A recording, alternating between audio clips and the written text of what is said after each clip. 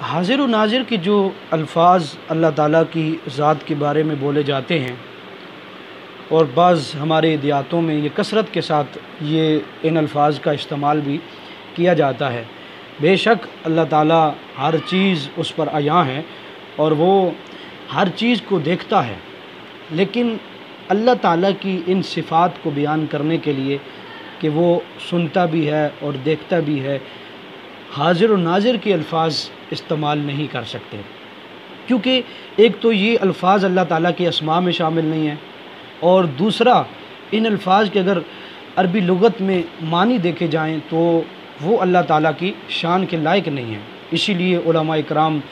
فرماتے ہیں کہ ان الفاظ کا اللہ تعالیٰ کے لیے استعمال کرنا جائز نہیں ہے،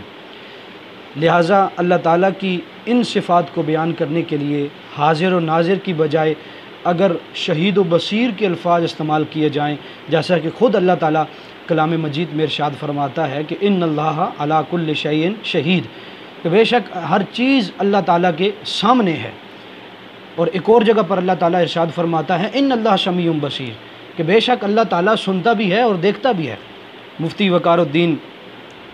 قادری رحمۃ اللہ علیہ آپ سے جب ان الفاظ کے بارے میں پوچھا گیا تو آپ رحمۃ اللہ علیہ نے فرمایا کہ حاضر و ناظر کے جو معنی لغت میں بیان کیے گئے ہیں، اگر ان اعتبار سے دیکھا جائے تو اللہ تعالیٰ کے لیے یہ الفاظ استعمال کرنا یہ جائز نہیں ہے۔ اور پھر آپ نے آگے اس کی لغت کے اندر معنی کو بھی بیان فرمایا کہ حاضر کے جو عربی لغت کی کتابوں کے اندر معنی بیان کیے گئے ہیں، حاضر ہونے کی جگہ یعنی جو چیز کھلم کھلا ہماری آنکھوں کے سامنے ہو اسے حاضر کہتے ہیں، اور ناظر کے معنی آنکھ کے دیلے کی سیاہی کو یہ ناظر کہتے ہیں، جبکہ اگر نظر کے معنی کی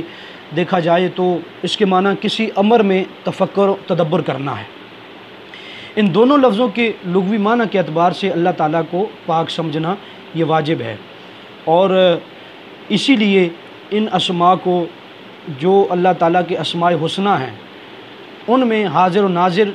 بطور اسم یا صفت شامل نہیں کیے گئے ہیں، اور قرآن و حدیث میں یہ الفاظ اللہ تعالیٰ کے لیے استعمال بھی نہیں کیے گئے، اور نہ ہی کسی صحابی نے یا تابعین میں سے یا ائمہ مجتہدین نے ان الفاظ کو اللہ تعالیٰ کے لیے استعمال کیا ہے۔ فتاوی فیض الرسول کے اندر آتا ہے کہ آپ نے فرمایا کہ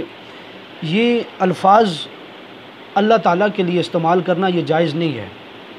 اور بعض ایسے مفتی بھی ہوتے ہیں، وہیں پہ آپ کی مجلس میں ایک شخص بیٹھا ہوا تھا تو اس نے پوچھا جناب اگر کوئی لفظ یہ بول دے، اور بعض بندے ایسے ہیں کہ ان کا علمی لیول اتنا ہوتا ہے کہ وہ فوراً فتویٰ لگا دیتے ہیں بندے پہ، تو پھر اس بارے میں کیا حکم ہے کہ وہ فتویٰ یہ لگاتے ہیں کہ تو نے تو کفر کر دیا ہے، کیونکہ یہ اللہ تعالیٰ کے اسماء صفاتی ہیں نہیں، نہ اسماء توقیفی ہیں۔ توقیفی اسماء انہیں کہتے ہیں کہ شریعت نے جن اسماء کا اطلاق باری تعالیٰ پر کیا ہے وہی درست ہیں، اور جن کا اطلاق اللہ تعالیٰ کے اسماء میں نہیں کیا گیا ان کا استعمال کرنا یہ جائز نہیں ہے، تو وہ فتویٰ لگا دیتے ہیں، تو کیا وہ بندہ کافر ہو جاتا ہے؟ تو آپ رحمۃ اللہ علیہ نے فرمایا کہ اتنی جلدی فتویٰ نہیں لگانا چاہیے۔ اگر کوئی یہ لفظ بول دیتا ہے کہ میں اللہ تعالیٰ کو حاضر و ناظر جان کے یہ کہتا ہوں،